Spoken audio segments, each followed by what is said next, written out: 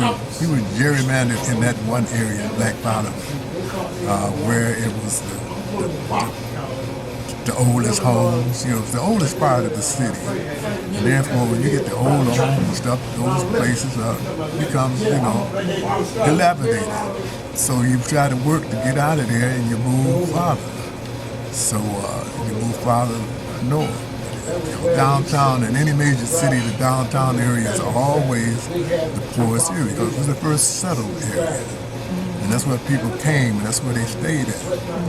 And then afterwards, after they started creating the middle class people, they started getting factory jobs and making decent wages, they started purchasing their own homes. And after that, they had this migration, a big flux of black people come north, then they had nowhere to stay because they couldn't stay in the white establishment. So therefore, the fortunate black people that had homes began renting homes to their people that come from the immigrants, black immigrants that come from South.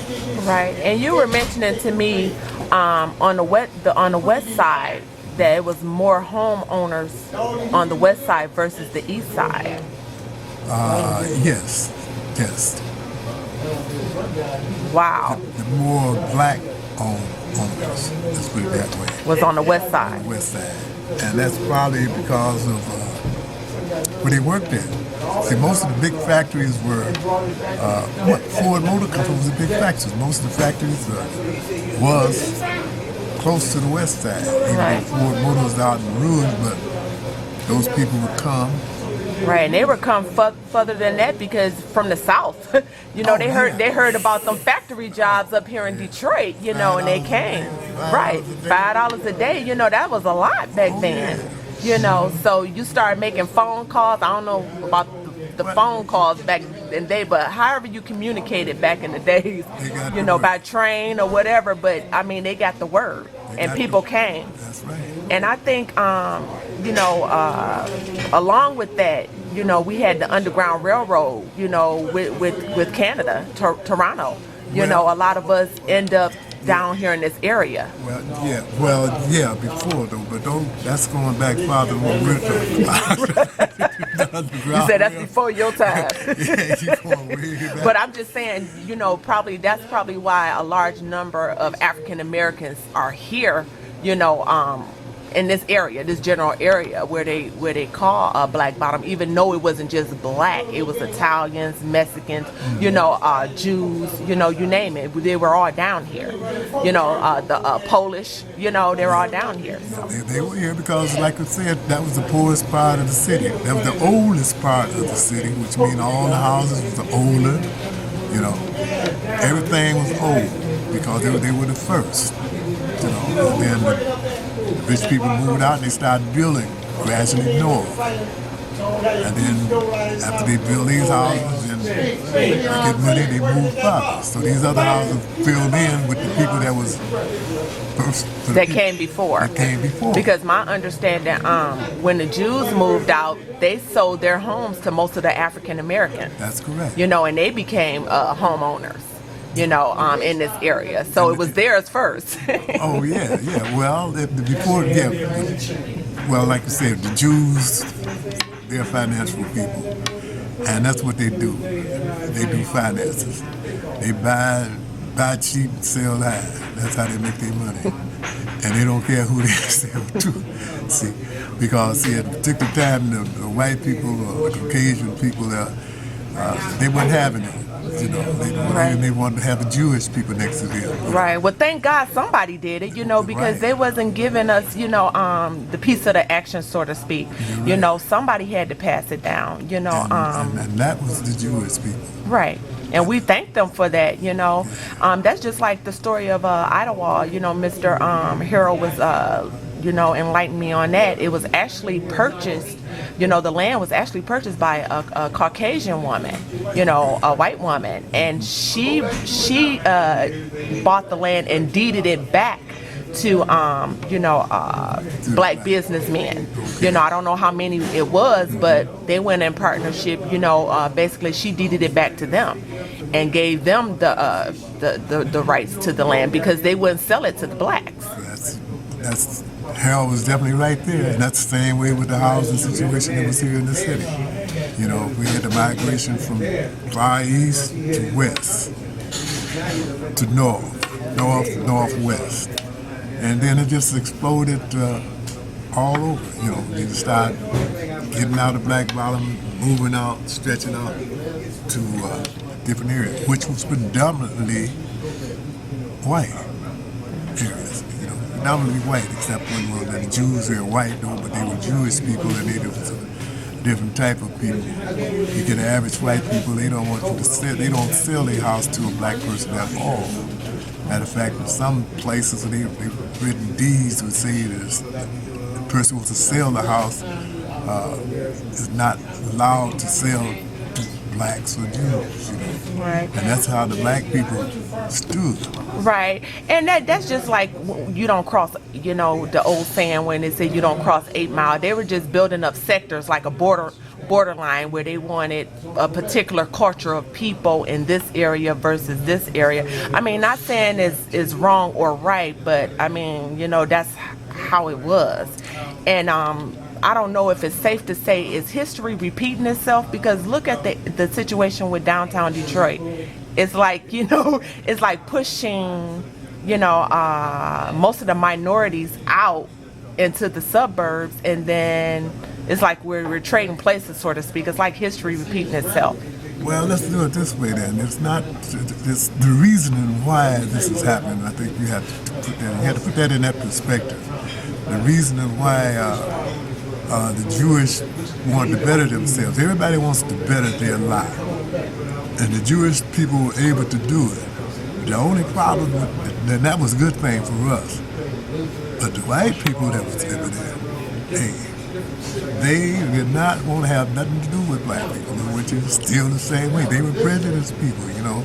They might not say it, they might say, hey, I got a good friend that's black, you know, but you don't take him home to dinner with you. Right, but it wasn't the majority. It's safe to say it wasn't the majority of white people, because it's never the majority. I mean, you know, if it wasn't for some Caucasian, you know, white people with the Underground Railroad, we wouldn't have made it this far, you know, hiding us up under the, you know, in churches and their homes and stuff like that, when we didn't have property back then. You know, if it wasn't for them, you know, some of them, I won't say all of them, but, you know, some of them, to help us get through. I don't know that I could say that. True. I just know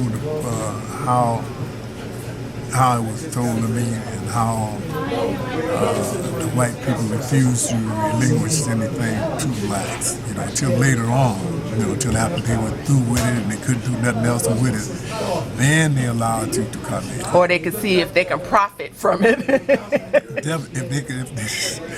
If they could see you going to move next door to them. Right.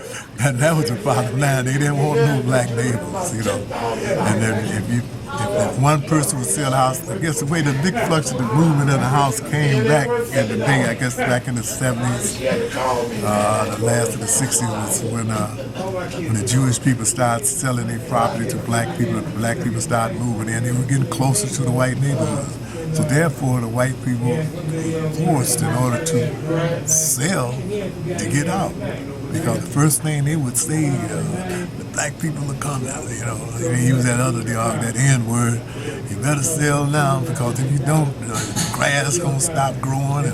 But what I don't understand, if we were good enough to breastfeed their children, to cook their food, you know, back in the slavery days, to live as house, you know, servants to them, you know, and under the same household, and you ate our food that we prepare for you. We watch your children. We breastfed your children. We raised your children. You can't live with us now. You can't live next door to us. That's right. I don't understand that. Well, I don't understand the logic. What you got to understand, the logic is that, hey, you still wasn't good at them.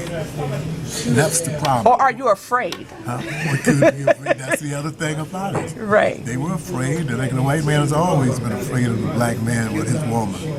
You know, a story that they always told me, there weren't but two free people in America, and that was the white man and the black woman. Now, those are the only two free. You take a white woman, I take a black woman, and she could go almost anywhere. Take a white man, he can go all the way. But you take a white woman, she was forbid to go away. They take a black man, he was forbid to go away. That's true. You understand? So the only 2-3 people was the white man and the black woman. The black woman can get away with a whole lot of stuff that a white woman can get away with. So that was saying, might put that in perspective so that you could understand how it was. But they was afraid. The black man, the white man has always been afraid. And the only way that he could stand tall by himself is he make the black man look inferior. And then every time he started losing the battle, he comes up, that's when the Ku Klux Klan comes into play. You know, he started demoralizing black men. Right, or if they see us forming a march or coming together and uniting as one in unity, you know, that scares them, that put fear in them. You know, it's time to break it up, it's time to, you know, break it down. And I think that's what had happened to basically Black Bottom. When the freeway came in, it wiped out the whole community. Well, yeah, when they do that, you know, just like you go back to the word you call the ghetto. And a ghetto is a parcel of land or an area whereby it's all surrounded by one ethnic group, like, you know, so they call it a ghetto like that. So once you got all these people in here, and they just stayed in this area here, they just kept moving, but they stayed right in that area. You know, back in the day, they had houses that, when you talk about on Hastings, when you talk about Turin, they had big houses that housed probably 15 or 20 families in a house. Wow, we can't live like that no more, can we? I know, but they you watch the news? But they were structurally built that way. Wow. They were structurally built where you got different apartments. And then this migration of black coming, they needed this space. So instead of where you had maybe a 20-unit place, you cut it up in rooms so it only be, you divide it up to it might be 15. You know, you cut off, you make kitchenettes, or you set up just the bathroom, or you set up just the room. And that's the way it was.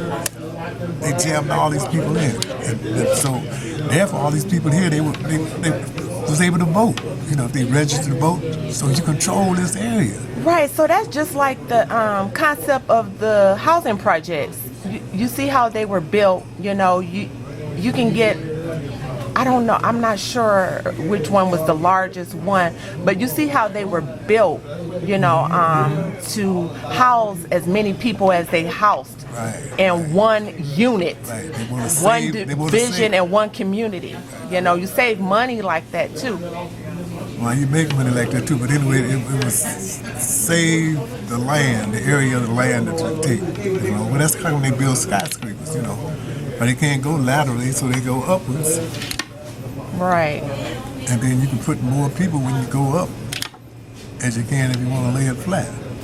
So, but anyway, that was one of the concepts I guess the government did. They had to do something with these people. Right. You know?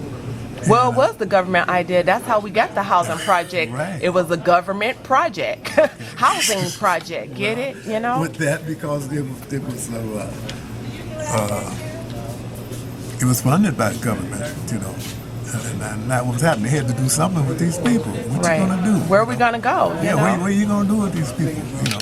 And then when you start bringing all this, these expressways come in to kind of gerrymander the area whereby, you know, once you get all the black people together, so they rule that area. Whoever running for elections, you know, hey, they're black, so they become black. That's how we got the Congressman like Diggs and Adam Clayton Powell in the east of New York back in there, you know, because of the conglomerate of all the black people that was there. So they say, hey, we got to cut this off. But just like they're doing now, you know, gerrymandering the areas now, they running the districts together where there was black only there and you was elected as black, they split it up. So you don't have that majority of votes in there now, you know. And that's what they did then. Wow, that's interesting. That's what they did then. Thank you so much for your testimony, your story, and thanks for schooling me today, taking me to school. Yeah. Thank you. Yeah. I'm glad to be able to enlighten you. I just wish I could really this is not scripted. I wish it was scripted so I could really Right. tell you the way, But this is the best way. Just let it go naturally. You know, let it roll. the way it was, you know. Right. But thank you. You are definitely welcome down here.